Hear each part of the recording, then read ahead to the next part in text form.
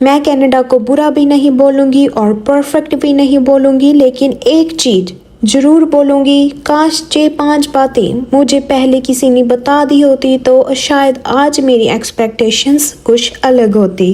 तो चलिए आज बात करते हैं उन ऐसी 5 अच्छी और बुरी बातों की। अगर आप प्लान बना रहे हो कनाडा आने का तो ये वीडियो खास आपके लिए।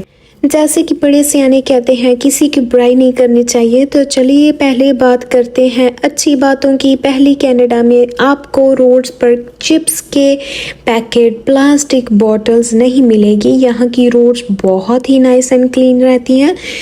और साथ ही साथ अगर आपके पास है एक्स्ट्रा फर्नीचर या कोई भी ऐसी चीज़ जैसे कि मैट्रेस, टीवी और सोफ़ा, कुछ भी चेयर्स, तो ऐसे ये बाहर रख देते हैं स्ट्रीट पर, ताकि किसी को भी ज़रूरत हो तो वो फ्री में लेकर जा सकता है, जो कि मैंने अपने इंडिया में तो बिल्कुल भी नहीं देखा ऐसा।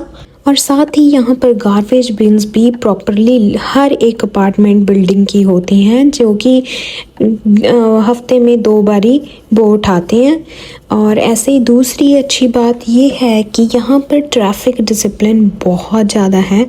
पेडेस्ट्रियंस को यहाँ पर हमेशा प्रायोरिटी दी जाती है। जैसे ही सिग्नल रेड तभी आपकी कार स्टॉप, और जो दूसरी तरफ से जाने वाले हैं वो अपना जाना स्टार्ट कर देते हैं, और साथ ही में जो वॉक कर रहे हैं वो आराम से अपना वॉक करते हुए जाते हैं। ऐसा नहीं कि हर कोई परफेक्ट ही होता है, हर एक जगह पर कोई ना कोई ऐसा ड्राइवर या ऐसा कोई पेडेस्ट्रियन होता है जो कि हाँ रूल फॉलो भी नहीं करता। बट इंडिया के कंपेयर यहाँ पर पीप नहीं है सारा दिन, बहुत ही अच्छा। और साथ ही में यहाँ का पब्लिक ट्रांसपोर्ट बहुत ही बेस्ट है। ऐसा नहीं कि आपके पास अगर गाड़ी नहीं है तो आप सोचो कि अरे मैं कैसे जाऊँगी, मैं किसको बोलूँ, ऐसा बिल्कुल भी नहीं है। आप इजीली कहीं पर भी अपना एंजॉय करो, घूमो फिरो, नो प्रॉब्लम। चौथी और 5वीं जो मेन बात जो कि मुझे लगा कि हाँ इसको लिस्ट में ऐड करना चाहिए, वो है वर्क के साथ साथ अपनी पर्सनल लाइफ को भी मैनेज करना। मेरे एक्सपीरियंस से मैंने देखा है कि बहुत से लोग काम के बाद अपनी फैमिली के साथ टाइम स्पेंड करना, वॉकिंग करना, साइकिलिंग करना बहुत इंजॉय करते हैं। वीकेंड का तो इनको इतना वेट रहता है कि हम घूमने जाएंगे, फैमिली के साथ टाइम स्पेंड करेंगे। हाँ, माना कि हर एक जॉब में बहुत सी डिफ़िकल्टी होती है, बहुत सा प्रेशर होता है, बट फिर भी अपनी पर्सनल लाइफ को मैनेज करना, उसको भी उतनी ही इम्पॉर्टेंट देना, मैंने देखा है कि यहाँ पर एक कल्चर सा है। और साथ ही एक और बात जो कि मुझे लगा कि हाँ बहुत ही इम्पॉर्टेंट है, जिसने कि लाइफ ईजी भी बनाई है यहाँ की, वो है यहाँ पर पार्क्स, ट्रेल्स, नेचर। इतनी सारी ग्रीनरी मैंने कभी नहीं देखी अपने इंडिया में। तो आपको आपके घर के पास में ही कहीं पर भी हो इतनी सारी पार्क्स मिलेंगी, ग्राउंड्स मिलेंगी, जहाँ पर आप रिलैक्स हो सकते हो, टाइम स्पेंड कर सकते हो, नेचर को देख सकते हो। नेचर के कितने फ़ायदे होते हैं, बहुत से। आपका मूड रिफ़्रेश हो जाता है, रिलैक्स हो जाते हो। हम जैसे जिनकी फैमिली नहीं है यहाँ पर, उनके लिए बेस्ट मूड रिफ्रेशनर होता है ऐसा नेचर। यहाँ पर आप बैठो, थोड़ा अपना देखो कि हाँ कैसे चल रही है लाइफ, बच्चों को खेलते देखते हो। तो मुझे लगता है कि ये सब चीज़ें कनाडा की मुझे ओवरऑल बहुत अच्छी लगी। यहाँ पर आप पार्क में बैठे हो तो आपको कोई नहीं पूछता कि हाँ बेटा तुम कैसे हो, ऐसे है, क्या करते हो, ये वो, आप अपनी लाइफ में रहते हो।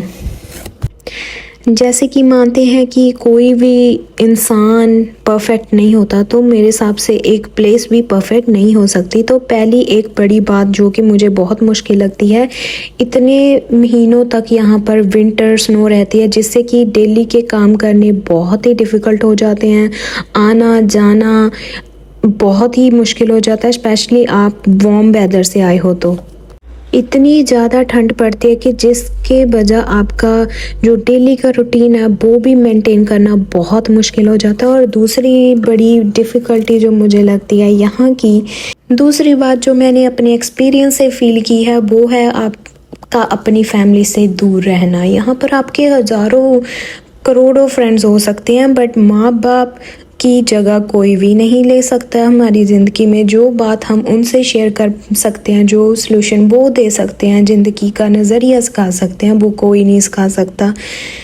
दुख में सुख में आप बीमार हो तो हमारी मम्मियाँ ऐसे भागती हैं, अरे बेटा तुम्हें क्या हो गया, क्या हो गया। यहाँ पर पूछने वाला मुझे लगता है कोई भी नहीं। मुझे बहुत ही एक कमी सी लगती है कि हाँ आपका कोई भी हो पर माँ बाप दोबारा नहीं मिलते आपको।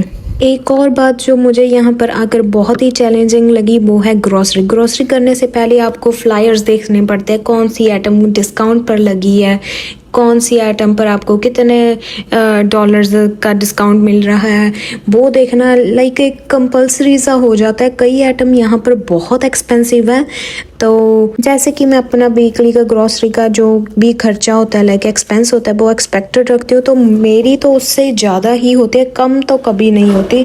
और साथ ही साथ मुझे लगता है ग्रॉसरी तो एक साइड आप अगर आपका मन करता है हाँ खाने का बाहर इतना कुछ आप नया देखे तो ट्राई तो करना बनता ही है, तो वो भी बहुत ज़्यादा एक्सपेंसिव होता है। डोरडैश ऊबर पर हाँ वहाँ पर आपको डील्स बहुत ज़्यादा मिलती हैं, ग्रैब करना हो तो बहुत बड़ी अपॉर्चुनिटी है। और एक और बड़ी बात जो मुझे यहाँ पर बुरी भी नहीं डिफ़िकल्ट भी नहीं लाइक एक बहुत ही चैलेंजिंग सी लगती है कि कोई भी काम हो, जैसे कि मैं डोरडैश करती हूँ, मुझे वेट करना पड़ता है ऑर्डर के लिए, कस्टमर कहता है यहाँ पर नहीं यहाँ पर आओ, ऐसे करो, तो बहुत दिक्कत आती है उसमें। मेरी जॉब में नहीं, जो भी कोई भी कौन सी भी जॉब करो आप एक बात तो लाइक हमेशा ध्यान में रखनी पड़ती है कि हाँ मेरी जगह कोई और आ सकता है, अगर मैंने काम ना बढ़िया किया तो कोई और आ सकता है, मैं कैसे अपना खर्चा उठाऊंगी, क्या करूँगी, ये सब दिमाग में बातें घूमती रहती है। साथ ही इंडिया में भी पैसे डालने हैं, कैसे डालूंगी, कैसे मैं अपना खर्चा पूरा करूं, मेरे भी कुछ शौक़ है। तो मुझे लगता है कि हाँ वर्क लाइफ एक बहुत ही हेक्टिक सी हो जाती है अगर आप अपने आप को एक मेडिटेशन प्रॉपर एक्सरसाइज योगा ना दो तो।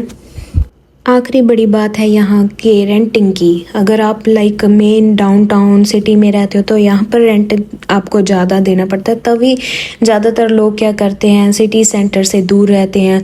अगर आप यहाँ पर नहीं आ रहे हो और आपका अकोमोडेशन चाहिए तो मुझे लगता है कि अपने फाइनेंशियल पहले जो भी आपकी कंडीशन है उसके हिसाब से आपको घर लेना चाहिए। तो ऐसी ही हर एक जगह की अच्छी बुरी बातें दोनों होती हैं, ऐसी हमारी ज़िंदगी दुख सुख के साथ चलती है। तो चलिए इसी के साथ आज की बातें हुई ख़त्म, बढ़ते हैं एंडिंग की और मिलते हैं कल एक नए व्लॉग के साथ। तब तक के लिए अपना ध्यान रखें, टाटा बाय बाय।